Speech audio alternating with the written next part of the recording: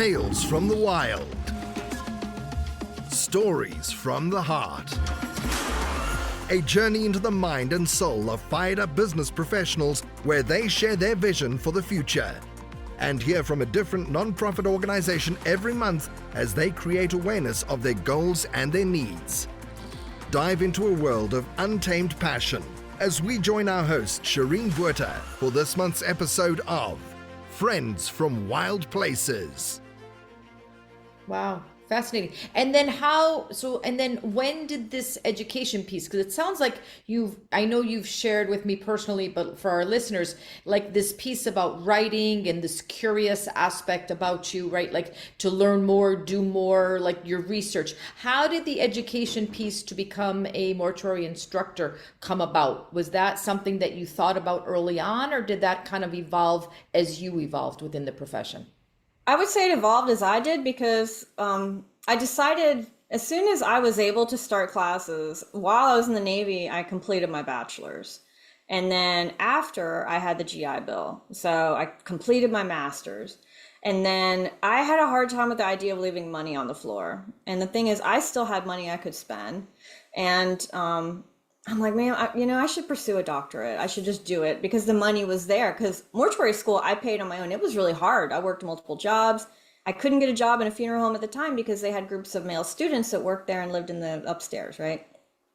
And I remember that struggle. And so I'm like, man, I have money that I can keep going to school. And I love learning things. So as I was working on my doctorate, I mean, let's be honest, in funeral service, that doesn't mean a whole lot. Your level of education beyond what's needed for licensure and maybe a little bit smidgy more for like a leadership role is really, to be honest, where the value kind of ceases. And then after that, you're just doing it for other reasons. Well, I thought, what can I do with this doctorate? Like, where is this going to matter? And as I was doing research and working on it and, working with my mentor professor, she was like, teaching, obviously, like within academia, it matters, right? So basically, as I was working on school, I got my first teaching job was within the business acumen, and it was here in San Antonio at the Palo Alto College.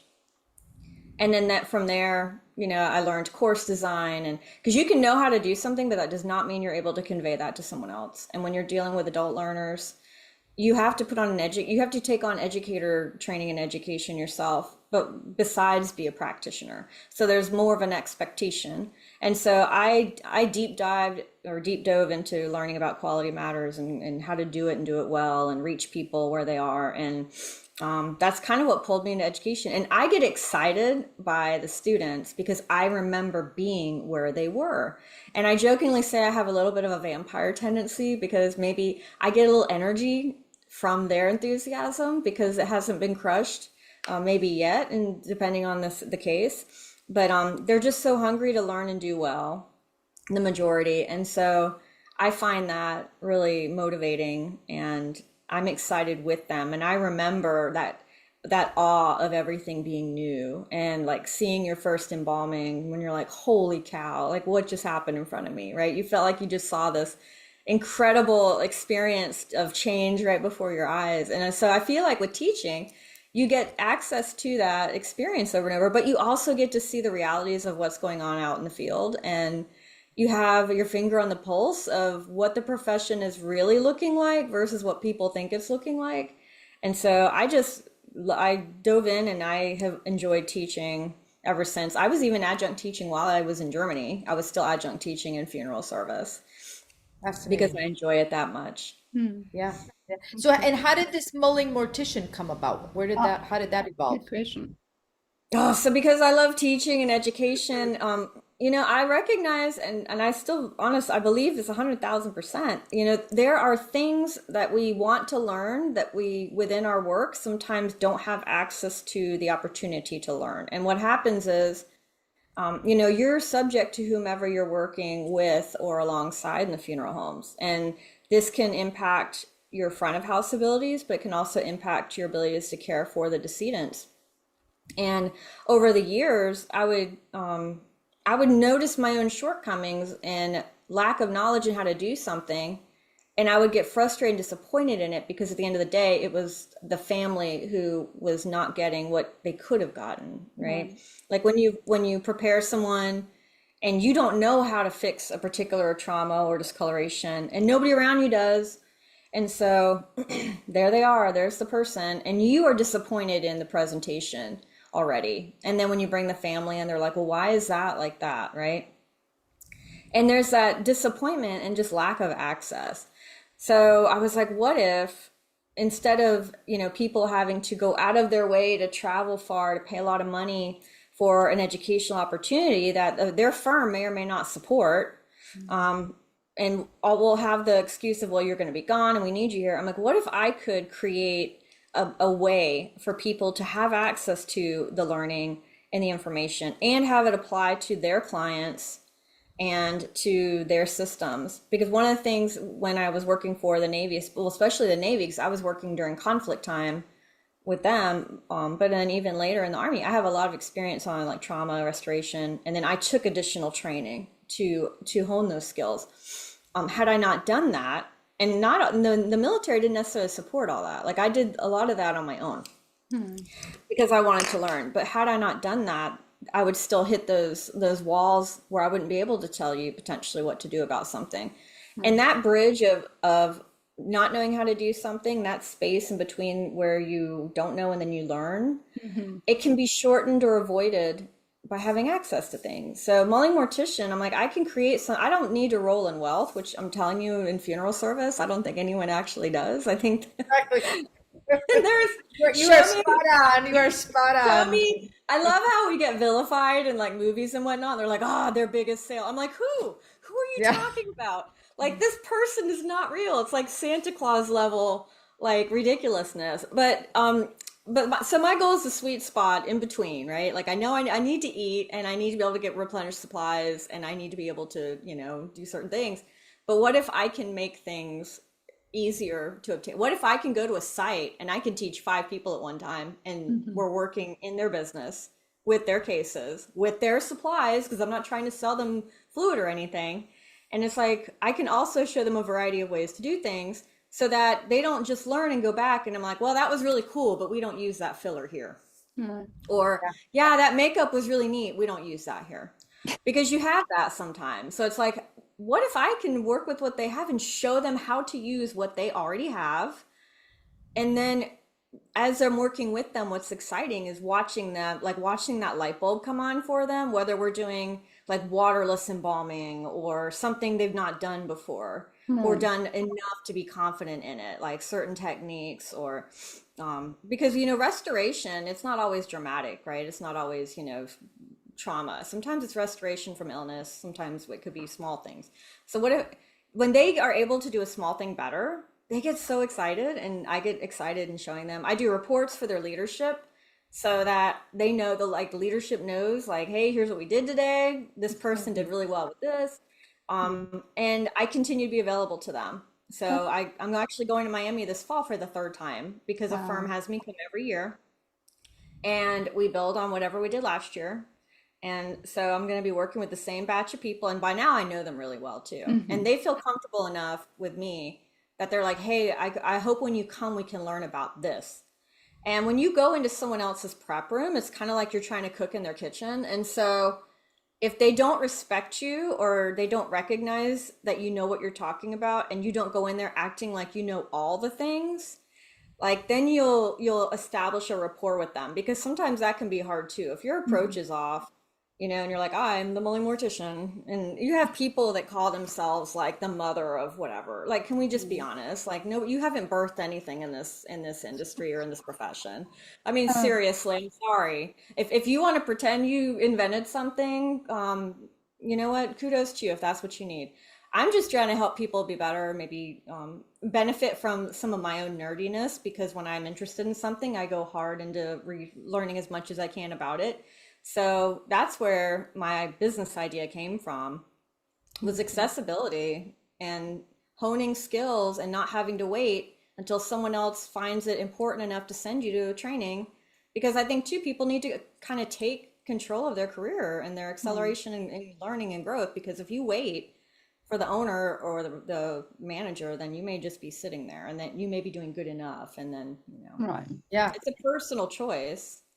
How did you pick the name? How did that name evolve, Mulling Mortician? Probably because I think a lot about like my research and a talk. Like if I'm learning about something, right now I'm wrapping up some research that has to do with bias and behavioral models of women in different professional environments and collaboration. So like I've read a ton of books, and then I ponder and I pick things apart.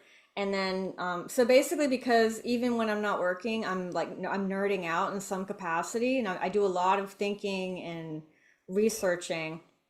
And so I thought the mulling would be good because I mean, I didn't give birth to anything, but I think a lot. So I'm like, okay, we're going to be the mulling mortician. And then my Anubis has like the thinking hand under the head because that's usually me. So I was like, okay, and no one else has gotten this one yet. So I was like, okay, cool. I'm going to take this and design my logo, and there it is. So I love it. Yeah. It's super interesting. Super interesting. This topic is going, I'm learning new things all the time. So before we move on, I just want to jump in here with a little bit of, well, you listeners, you know it. I mean, Friends from Wild Places.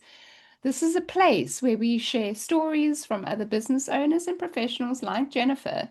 It's a safe space, right? So we can show that support and people feel safe to tell their stories, their wild hearts, right? We feature nonprofits every month to try and make a difference or give a helpline.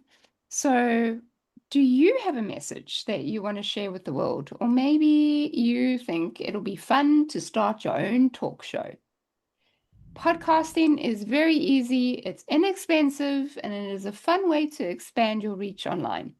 To start your own podcast, if you feel like it, why don't you follow the link in the show notes? This lets Buzzsprout know that we sent you, and it does help support the show.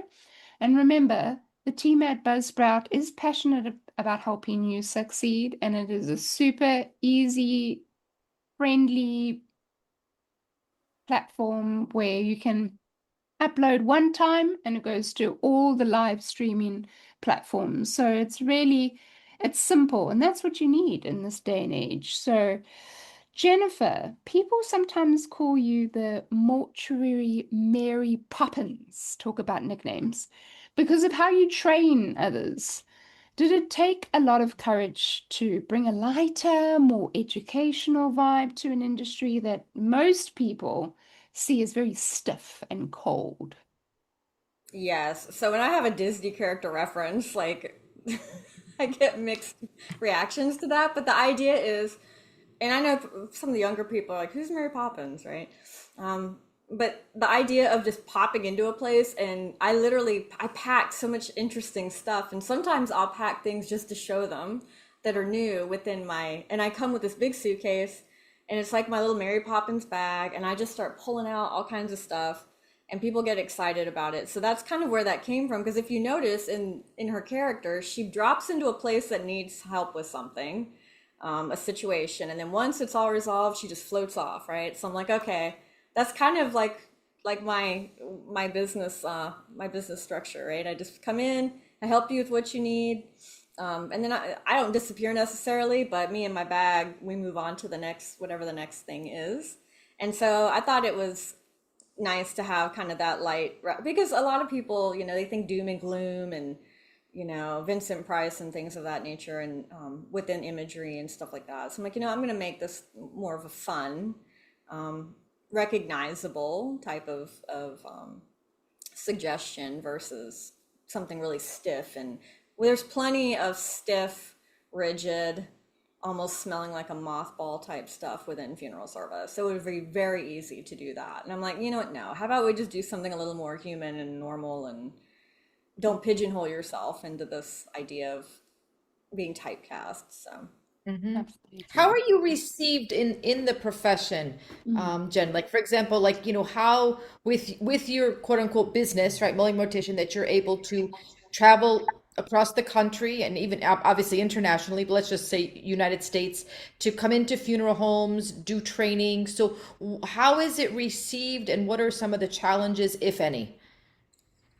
well, it varies. There are places that are very welcoming to me, like where I go speak, and I'll talk to their students, or I'll talk to people like, oh yeah, like we know who you are already, and they like my videos or whatever it is, because I put little video. I just launched a new product and I've been making all these little videos about it. So I've been working on that, and some of them are kind of funny. But I think it's hard in general to get people to see the value, because if they in themselves, like I said, if you're within leadership and you're comfortable with how you've been doing things for however long, there's only a handful probably in the general population within funeral service that are more forward thinking and progressive and open to things. And so those are the people, and there are people who are willing to pay to learn things. And that's another thing, because I had someone tell me, oh, your business won't work because funeral homes are cheap and they're not going to pay. And you know what? Some will, and some individuals will. That's why I do workshops here locally too, because I know that I'm not going to serve everybody in funeral service. I know that, and that's okay. But I want to be available for the ones that will seek out learning and knowledge. And so, it's like anything else. So obviously, everyone doesn't like a person necessarily. They're not, you always are going to have some people that are probably not as excited about what you're doing. And I'm okay with that too. Like RuPaul says, other people's opinions of me are none of my business. And so I don't even worry about that. But I knew going into this, it was going to take a minute also, because you have to demonstrate credibility and that you know what you're doing and talking about.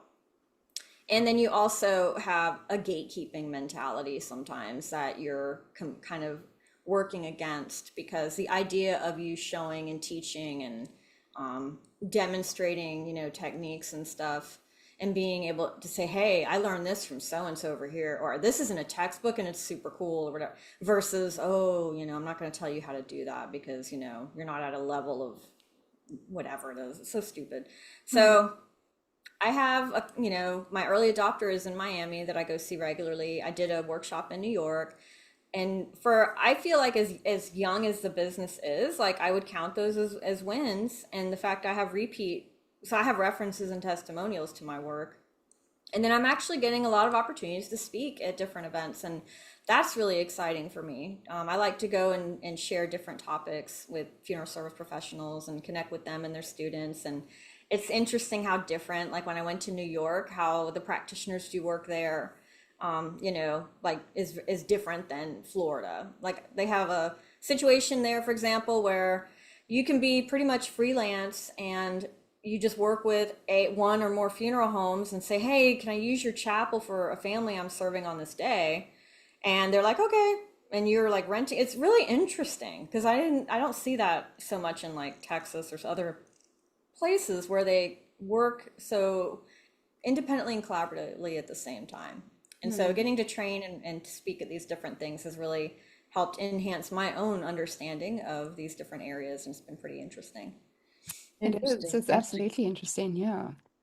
You talk a lot about leading with intention in a field that never stops. So, as a business owner, how do you protect your own time and mental health? And how do you teach other leaders to do the same? So that can be difficult, especially when it's something you're passionate about.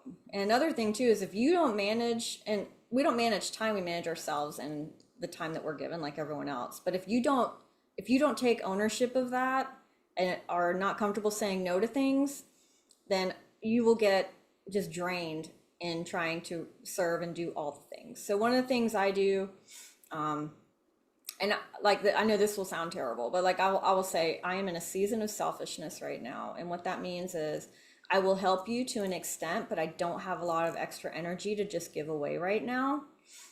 So I'm comfortable saying no to things or people. And sometimes it's this is not a good time. However, if you circle back to me at this time, maybe I can help you. Or it's, I'm not able to help you with that. Maybe you should talk to so-and-so type thing. You get people that want you to help them make more money because they know you as a friend. So it's like, hey, can you show me how to do this? Because I don't know how to do it, but I'm charging other people for me to do it. So now I need you to show me. And I've got where I'm like, I don't have time. There's a saying, I think Joel Maldonado might have put it out, where it's like, I don't have time to help you make more money my free time for you to make more money for your business. So I think understanding the value of your time and that it is not a bad thing to say no, and that no is a complete sentence, is very important. And there's a balance there of support and availability, and then, trying to do things for people that you just don't have the bandwidth, because that also takes away from your creative resources, and it takes away from things you want to invest in and that you feel passionate about. Maybe you want to do charity work, or maybe you want to do something else, and you have your family or whoever your supporters are, your friends and whatnot. So I think having firm but loving boundaries, clear communication, and then either time blocking, or I'm always having to like reprioritize. And I have one of the things I teach is like time, I call it self-management, right? And they have all these different techniques where you can kind of keep track of things. And I will pull out an Eisenhower matrix and do the whole non-urgent, urgent, important, not important thing. And sometimes I will have to pull that out and be like, okay, this is my list, and I'll have to put it in the right boxes before I even start on my day, because otherwise I try to do that too much at once, and then you're not giving enough attention to the things that demand it. And also recognizing when you're tapped out. And I've had to do that a lot with the writing for KB, because my newsletter comes out every week, and I have to do podcasts for that show. But and because I don't do like superficial, hey, here's a story that came out, like, and repeat the story, I'll look, see if it's of value, and then I'll add to it or find something. So there is a research component to my writing, and you can't call upon creativity like at will and be like, okay, great. How sometimes your brain is just done, like whether you've been researching and whether you've been grading. And I know the Dogger T knows this, right? Sometimes you'll grade certain things at a certain time based on that level of freshness going on in your brain. And then other times you're like, I don't have much left in there, so I'm gonna do this over here because it's easier and it requires less mental energy. But being able to kind of recognize those things and put them in the right spots is really helpful in being intentional in how you do your work. Yeah, yeah. Any aspirations for you, let's say like short-term goals, long-term goals, if you are a goal type of person, or anything that, what are you seeking to do, whether it's education, your own business, for the funeral profession? What are some things that you want to do or be part of? Well, I've actually created trauma and color correction heads that I customize. They're made out of silicone, and they have pores and wrinkle texture, and they're less expensive than the other alternative that practitioners have, and they're actually a better quality, and that you can use whatever makeup. And so I spent a lot of time doing the research and development for those, and I just launched those. And ultimately I would love to be able to sell those and have people interested in those, because I also provide training and support with them. I started to create a library for independent study, and it has restoration category and it has cosmetic application categories, and you can go in there and see different videos using different products, because I have products from predominantly Frigid, Dodge, Champion. I've gotten some products from Necrometics, and then I have products from the company where I get my silicone and all my materials to make my heads. But my goal is to be able to create these tools and supplies, because that's where learning and continued practice can happen. So I'm trying to make those an accessible thing, and I'm also looking at creating alternatives to supply needs within our funeral service education that are either not there or are so overpriced that we need to look at a better way to create whatever that experience is, using maybe different supplies. So success to me would be, I would love to do more on-site events with training with teams, because that's like my favorite. So if I had more than one place that would call me back repeatedly to come, that would be a big, is a goal. And then another would just be to get some traction, probably with the heads. Do you want to see one? I actually have one here if you want to see it. Yes, we'd love to. Wow, that would be So right now, awesome. because I don't have inventory, I am making them to order. and they're based on my own face because I have control over ownership of that. All right. Well, listeners, let me It's tell like a you, workshop. if Look at you, you, like it's like a I workshop. know, Oh, there's so much going on up here. They're it's like it, okay. It's yeah, okay. this Let me room, it explain used to what's be a media happening to the room. listeners. So, There's listeners, if so you're much. just listening right now and you have no clue what's going on, go and check us out on YouTube so you can see what's going on in Jennifer's workshop right now. She's going to show us one of her heads, her products that she's created. Let's see. Oh my God. So this is one Amazing. that I've made, and one of the things I'm working on is marbling the colors, so they're not so blocked off. But you can select different colors and trauma. So this particular one has issues in each of the features, but it has enough left for you to be able to measure. And the texture is nice because, like I said, it has pores and wrinkles. It's a durable material. And so I provide care instructions, but also and you can suture this, but let's say you are dogging it out, you are suturing it, you're beating it up. I can resurface it for you later if you need me to. And I have it obviously laying flat because that's how we work on our loved ones. And it has a waterproof felt backing. So when you set it down, it's not sliding around. And I made a frame around it because if you do the cosmetic and then you want to touch or move it, I made a frame so you're not disrupting your cosmetic if when you go to manipulate it, or if you have wax or filler and you want to set it on the corner of this. It's a very heavy duty resin frame. So this is an example of one that I made. And then, like I said, I can make them in different colors. I can make them with or without trauma. If you're just a makeup artist and you want to practice color correction, you know, that you can use them for a variety of things. But What happened to I his just head? made a couple I'm excited about. One's really gray. Oh, it had an accident. That's some nice juicy trauma for you to work on. What? That's so interesting. You It has a even big dent. So included Shireen, trauma. so Shireen, yeah, yeah. So Yeah, so Shireen, it's repair opportunity. yeah. So Shireen, in a few of our courses in the mortuary curriculum, like for folks going to school, one is restorative art. So I don't know if that's specifically where you are creating that for, Jen, but restorative art. So basically, the students have to be proficient in recreating features. So in the mortuary world, we talk about the eyes, the ears, the nose, the mouth, and full reconstruction for trauma cases. So if someone had, let's say, gunshot or pathology, disease or cancer or something, some type of situation, even suicide cases, homicide cases, as far as how can we recreate that decedent to look as natural as possible. So that silicone that she created, which is a novel idea for the curriculum, is really helping students. And again, she said you could actually suture it. So the students can practice suturing. So if they have a decedent, they can actually put those skills into practice. Jen, I'm just blown away by your level of creativity. So, I mean, are any of the companies looking to partner with you or purchase? Or, I mean, what I kind of, just launched these. yeah, And like I said, I've been working on them because it was not easy to figure out, okay, what is the right silicone and what is yeah. the right way to do it? How do I create trauma without wasting product? And what's nice too is with the trauma, the margins have to be addressed, right?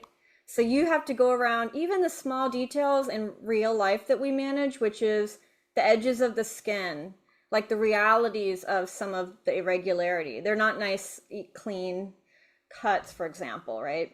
And so I would love to have like a mortuary school say, hey, I would like 10 of those, and then I could work with them on pricing. But in addition to the head, you get access to that library I mentioned that is I'm always adding to it with the color correction and the restorative videos. So you get access to continued resources, and I'm always available. So if you have a question or need help, I've done 4 colors before, but like I like the 3. And what's, like I said, my next one I'm working on is going to have more of a marbling. So it's not going to be so defined. And so you're going to have to learn, like within mortuary school and even makeup cosmetics, you have to understand what colors will counteract and neutralize these colors. Because if you just try to put foundation over it, for those who aren't familiar with cosmetic application, if you just put foundation over a bright green, that green is going to bleed through from underneath and it's going to compromise your foundation. And so you have to understand the foundational elements of color theory, color correcting. And so this gives you I don't think there's anything like this in funeral service right now. The closest thing you have is a $900 head that's all gray, and gray is already neutralized.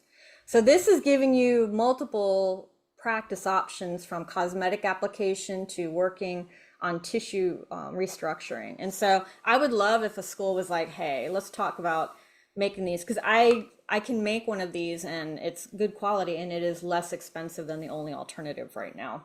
Yeah. Which is part of my whole mission, right? Accessibility. So that's what I'm working on. And when I do traveling and training, I just put them in my suitcase. And right now I have a few made, but when I do workshops, I use those, and I bring them to a firm if they want to do training or work on them, or if they just want to have a couple in the classroom. Like you can talk to me about that. So for sure. Love that. Tune in next week for part 3 of Friends from Wild Places. You've been listening to Friends from Wild Places with Shireen Bueta.